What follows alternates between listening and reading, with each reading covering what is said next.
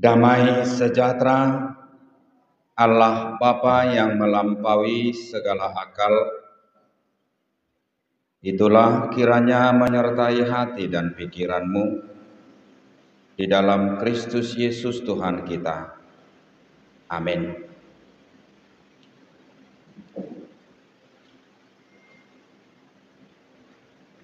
Ibu-ibu jemaat yang dikasihi oleh Kristus Yesus, firman Tuhan yang menjadi renungan bagi kita pada siang hari ini dalam persekutuan arisan Punguan Ina Marpaung, Kota Medan, dikutip dari kitab Lukas pasal 10 ayat 38 sampai dengan 42. Demikian firman Tuhan.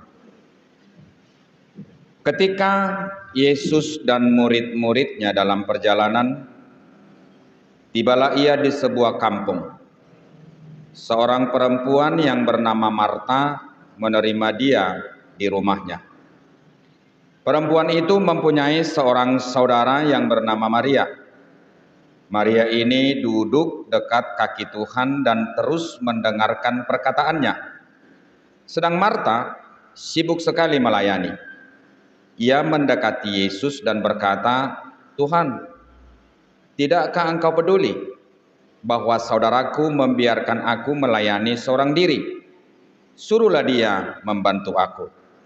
Tetapi Tuhan menjawabnya, "Marta, Marta, engkau khawatir dan menyusahkan diri dengan banyak perkara. Tetapi hanya satu saja yang perlu. Maria telah memilih bagian yang terbaik, yang tidak akan diambil daripadanya." Demikian firman Tuhan. Ibu-ibu ada di sini yang bernama Marta? Atau ada yang bernama Maria?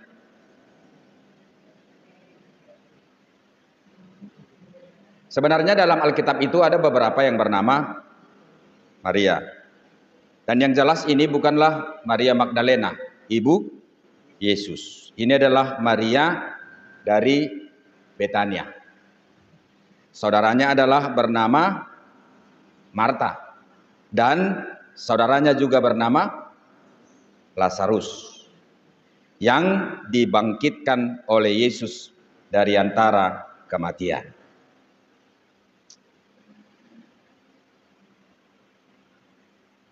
Satu hal yang menandakan diri kita adalah dewasa ketika kita mampu menginventarisasi yang menjadi masalah dalam hidup kita itu apa. Terkadang banyak yang kita hadapi di dalam kehidupan kita yang sebenarnya dia tidak masalah, tapi kita buat menjadi masalah. Bahwa yang menjadi masalah itu ini loh. Dan ini sebenarnya yang perlu diselesaikan. Itu adalah merupakan pertanda bahwa dia juga dewasa dari segi iman. Dan dia juga dewasa dari segi spiritualitas. Ibu-ibu yang kami kasihi di dalam Yesus Kristus, pada zaman sekarang ini di mana tingkat mobilitas manusia yang sangat luar biasa, sadar atau tidak sadar, manusia itu mencoba dan hendak menggantikan apa yang sepatutnya dia lakukan terhadap orang-orang yang sangat berhubungan dengan dirinya, menyangkut soal cinta, menyangkut soal keintiman, menyangkut soal roh persekutuan, menyangkut soal kepedulian, menyangkut soal perhatian dengan hal-hal yang lain. Seorang istri hendak menggantikan eksistensi keintiman itu terhadap suaminya dengan hal yang lain karena kerepotannya, karena keterlibatannya dengan berbagai aktivitas yang mungkin itu berhubungan dengan dirinya sebagai wanita karir, di mana dia sangat mengharapkan jabatan yang lebih baik, yang lebih tinggi, atau goal yang diharapkan, prestasi yang diharapkan, di mana dia bekerja sebagai seorang wanita. Dia hendak menggantikan kepedulian dirinya sebagai ibu yang seharusnya dia lakukan kepada anak-anak yang dia kasihi itu dengan cara yang lain. Ibu-ibu bisa saja itu melalui hadiah, bisa saja itu melalui buang, atau bisa saja itu melalui ya pembiaran dalam hal apa yang diinginkan oleh anak-anak. Atau bahkan sekarang banyak para kaum hawa, bapak-bapak, akibat dari kerepotannya yang sangat luar biasa, dia mencoba tanpa sadar menggantikan apa yang sepatutnya dia lakukan sebagai ayah, perhatiannya sebagai ayah, sebagai suami terhadap istri, perhatiannya sebagai ayah terhadap anak-anaknya, menyangkut soal pertumbuhan kejiwaan, psikologis, rohani daripada anak-anaknya, dalam hal meraih apa yang dicita-citakan anak-anaknya, yang sepatutnya dia adalah harus memberikan pendampingan dan dia harus bisa menjadi sahabat bagi anak-anaknya. Tapi karena keterbatasan waktu menurut dia, lalu itu digantikannya dengan apa? Dengan menjadikan dirinya seperti ATM, atau menjadikan dirinya menjadi sumber pemuasan yang bersifat temporer terhadap siapa? Dan terhadap istrinya. Itu sebabnya Bapak Ibu saudara-saudara, khususnya juga kaum ibu yang hadir di sini, sangat banyak sekarang ini hanya tebar pesona. Kita bisa melihat kemesraan itu hanya sebatas media. Tapi dalam proses keberlangsungan daripada persekutuan itu sebenarnya rapuh dan kering. Karena tidak memiliki ikatan perekat, dan persekutuan itu hanya seperti pasir di tepi pantai.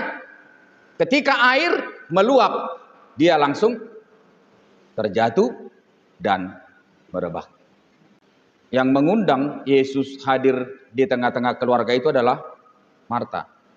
Yesus hadir, kemudian Marta begitu luar biasa mempersiapkan segala yang perlu sesuai dengan apa yang diharapkan oleh Marta itu. Dia hendak memberikan sebuah jamuan yang bisa membuat nilai daripada diri dia itu sebagai wanita di mata Yesus itu baik. Lalu dia menyuguhkan berbagai jamuan yang selayaknya menurut dia diberikan kepada siapa? Kepada Yesus. Tapi Maria justru sepertinya nggak ambil pusing dengan keadaan itu. Terkesan cuek, nggak peduli, atau tidak menguasai keadaan lapangan seperti itu. Dia hanya duduk di samping kaki Yesus dan mendengarkan segala sesuatu yang keluar dari mulut Yesus. Pastilah segala sesuatu yang keluar dari mulut Yesus itu firman. Pastilah segala sesuatu yang keluar daripada mulut itu adalah perkataan-perkataan yang bermakna, yang bisa membuat setiap orang yang mendengarkan perkataan itu terharu atau tertegun atau terkesima seperti itu. Lalu dalam proses bagaimana Marta melakukan apa yang menjadi kewajiban dia menurut dia, dia bersungut-sungut. Dan pada puncaknya Marta mengatakan kepada siapa? Kepada Yesus. Lalu berkata, Tuhan, tidakkah engkau peduli bahwa saudaraku membiarkan aku melayani seorang diri? Suruhlah dia membantu aku. Ibu-ibu yang kami kasihi di sini, manakah menurut saudara yang terpenting? Mengetahui tentang apa yang diinginkan Yesus dibanding dengan apa yang boleh kita lakukan dalam kehidupan keseharian kita tentang hal-hal yang baik. Mana yang lebih dahulu, mana yang lebih terpenting? Kita mengetahui apa yang diinginkan oleh Yesus dari diri kita, atau apa yang kita lakukan menurut kita apa yang baik dalam proses keberlangsungan kehidupan. Ibu-ibu yang dikasihi Kristus Yesus, mengenal apa yang menjadi perintah Tuhan bagi kita baik, melakukan perbuatan baik sesuai dengan yang kita ketahui tentang apa yang diperintahkan Allah terhadap diri kita di dalam Kristus Yesus baik. Atau boleh kita katakan kedua hal ini sama seperti dua nilai sisi uang yang tidak bisa dipisahkan. Iman tanpa perbuatan adalah mati. Dan ketika ada ketimpangan dalam hal melakukan kedua hal itu, kita harus menyadari efek sampingnya adalah bisa mengganggu segala sesuatu.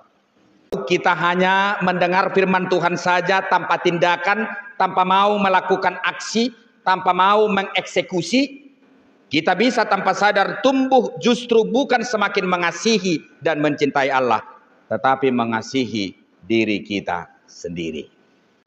Ada nggak orang terlalu mengasihi dirinya sendiri? Banyak. Dan kemudian bisa saja kita menjadi pribadi yang sombong secara rohani. Kita terlalu membuat apresiasi tentang segala sesuatu yang kita buat. Bisa saja dalam arisan ini seperti itu. Hola nau do naloja. Hayang go pusianui hola na tenak-tenang doi hola na mamaretta karejona. Dia cuma perintah aja itu kerjanya, duduk, angkat kaki, minum kopi. Kalau tidak ada yang tidak beres, dia pula yang duluan itu mengkritik. Kan sering seperti itu. Jadi bisa saja ibu-ibu kita menjadi terbangun dan sombong secara pribadi ketika kita timpang melakukan segala sesuatu yang berhubungan dengan kebaikan itu sendiri, dihubungkan dengan pengetahuan kita tentang perintah Tuhan akan kebaikan itu sendiri. Yang ketiga, ketika kita timpang melakukan itu dan tidak berimbang, kita akan doyan terhadap pujian atau terhadap penghargaan yang akhirnya itu bisa membuat kita menjadi orang yang bermental budak. Ya. Jadi kalau ada sesuatu kita kerja, kalau ada yang diharapkan kita kerja, kalau menyangkut uang pemasukan kita semua datang, tapi kalau menyangkut pengeluaran kita semua menghindar.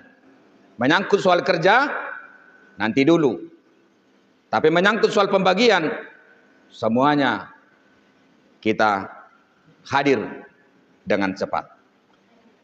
Yang kedua, bisa saja yang kita kerjakan itu hanya formalitas atau lip service saja. Dan yang berikut, persekutuan kita bisa menjadi kering secara spiritualitas, miskin hati dan tidak mampu untuk bersyukur.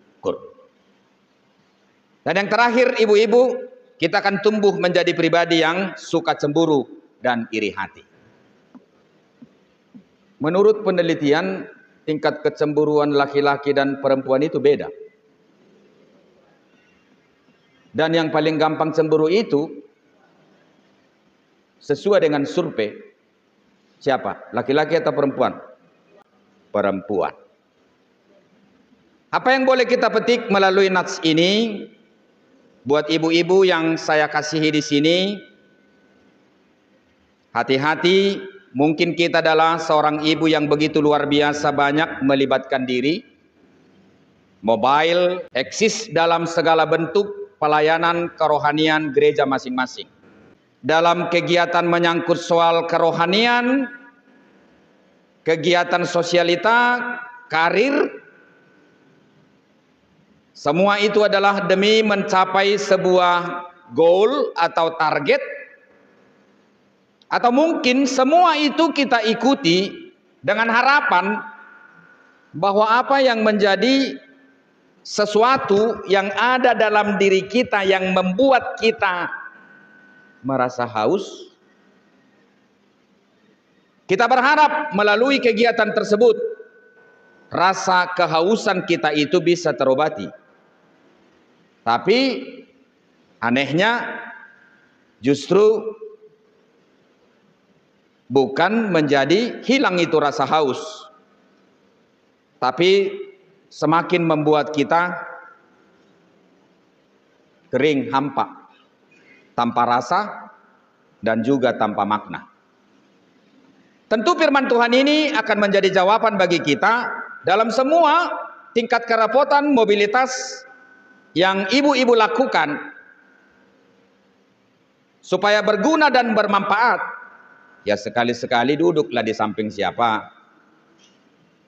Di samping Yesus. Dan kemudian berkenan membuka apa ini? Membuka telinga dan mendengarkan apa yang dikatakan Yesus. Artinya, segala sesuatu yang kita lakukan dalam hidup ini, seperti apapun kerepotan kita, kalau memang tujuan kita itu benar dari segi pemahaman rohani kita, maka pekerjaan itu akan kita nikmati. Maka pekerjaan itu tidak akan menjadi bahan bagi diri kita untuk membuat kita bersungut-sungut. Maka pekerjaan itu tidak menjadi alat bagi kita untuk menuding orang lain. Bahkan pekerjaan itu tidak menjadi alat bagi kita untuk mengatakan diri kita jauh lebih berharga daripada orang lain. Dan justru pekerjaan itu tidak menjadi sumber penyakit bagi diri kita. Justru seberat apapun pekerjaan itu, jika kita lakukan dengan sukacita, maka pekerjaan itu akan menjadi ringan. Dan pekerjaan itu akan menjadi berkat. Dan pekerjaan itu kita yakini akan menjadi media yang boleh Tuhan pakai untuk memberikan berkat semakin melimpah bagi diri kita masing-masing. Mengapa Marta bersungut-sungut? Karena dia tidak menikmati pekerjaannya. Dia tidak tulus, atau boleh dikatakan relationship daripada Marta itu sangat rendah. Dengan siapa? Dengan Tuhan. Jadi hubungannya secara intim dengan Tuhan itu sangat rendah. Walaupun sebenarnya dia begitu luar biasa ingin membuat yang terbaik bagi Tuhan melalui pekerjaan-pekerjaan yang umum ketika tamu hadir di tengah-tengah rumah kita. Tapi sebenarnya bahwa Marta itu adalah memiliki relationship yang sangat rendah kepada Tuhan. Dia adalah seorang perempuan yang kurang berdoa. Dia melakukan segala sesuatu yang menurut dia baik adalah untuk usaha keselamatan dirinya, bukan untuk menjalankan atau mempertahankan keselamatan yang sudah dilakukan Yesus kepada manusia atau kepada diri kita.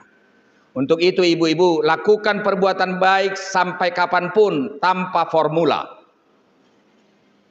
tanpa syarat dan tanpa ketentuan, dan tanpa melihat orang lain di kiri kanan apakah dia sudah turut serta melakukan perbuatan baik sama seperti perbuatan baik yang telah kamu lakukan kepada orang lain atau kepada orang Kristen itu. Lalu untuk kita dalam persekutuan ini, sebagai orang Kristen, sebagai punguan Ina Boru Marpaung Sekota Madya Medan, dalam arisan ini ambillah yang menjadi bagianmu. Ya, gak apa-apa. Kalau memang ibu bisa menjadi tukang parkir, kalau ada kegiatan kita, gak masalah. Pakai aja bajumu menjadi tukang parkir, gak masalah. Kalau menjadi tukang masak, gak masalah. Kalau menjadi tukang sapu, nggak jadi masalah. Jadi melalui nats ini kita dapat menyimpulkan, ibu-ibu, bahwa ukuran daripada seseorang itu baik dan melibatkan diri dalam sebuah persekutuan yang diikutinya, bukan diukur dari keadaan ekonomi dirinya. Di suatu ngadok kamu nama dok, ada ngadok tarbainau, dinalaho mabai punguan ni boru marpaungi ya sadenggan, enggak. Menyangkut kesedihan hatimu loh. Buat apa kau melakukan sesuatu yang hebat seperti yang dilakukan oleh Marta dalam nats ini? Tapi justru dia pula yang memerintah Yesus. Tolonglah Yesus, kau bilang itu sama dia. Dia tuh jangan hanya duduk-duduk saja. Udah capek mulai dari tadi pagi. Mungkin ada yang berkata seperti itu di sini nantinya. Jam 7 aku udah di sini loh. Kalian datang jam berapa? Jam 11. Ya syukurlah kau datang jam 7. Yang tadi itu telat datang karena memang ada yang terpenting mungkin yang sedang dia lakukan dalam proses perjalanan keluarga. Jadi jangan pernah beralasan untuk melakukan perbuatan baik itu sendiri. Yang kedua, mengenal Tuhan itu sangat perlu. Jadi kalau kita baca firman Tuhan yang lain, umatku ini binasa karena mereka tidak mengenalku. Yang berikut, perbaikilah pola pikirmu, motivasimu dalam melakukan sesuatu yang baik dan berguna dalam hidup, agar engkau mampu selektif untuk melihat persoalan yang patut dan yang tidak patut, yang layak dan yang tidak layak engkau hadapi, engkau selesaikan dalam kehidupanmu. Kita harus memiliki hati seperti Maria, tetapi kita harus melayani seperti siapa? Seperti Marta. Jadi komaroha dohita songo si Maria nama buka rohana manangihon ahana nidok ni Jesusi, tetapi kita juga harus eksis ikon gesit jalaikon hica padut lau mangulahon ulauta songon siapa? Songon si Marta. Untuk itu ibu-ibu yang kami kasih di sini, jadilah pelaku-pelaku kebaikan dengan merdeka, tanpa membebani siapapun. Dan lakukanlah segala sesuatu yang baik itu, karena itu adalah bersumber dari Yesus sebagai perintah untuk dirimu. Amin.